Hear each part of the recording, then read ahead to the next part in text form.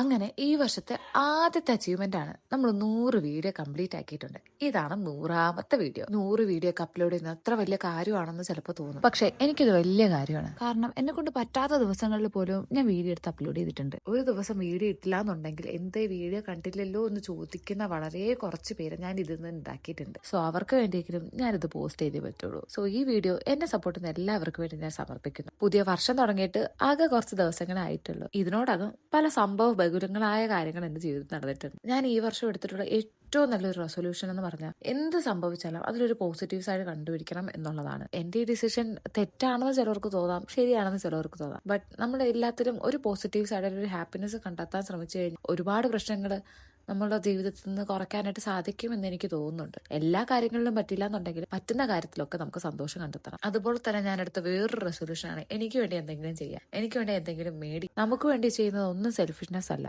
മറിച്ച് self love ആണെന്ന് തിരിച്ചറിയുക. സോ വൺസ് അഗൈൻ എല്ലാവർക്കും ഹാപ്പി ന്യൂ ഇയർ. എല്ലാവരുടെ ജീവിതത്തിൽ നല്ലത് വരട്ടെ. അപ്പൊ ഇന്നത്തേക്ക് ഇത്രയേ ഉള്ളൂ. നെക്സ്റ്റ് വീഡിയോ കാണുന്നവരെ tata bye bye, see U.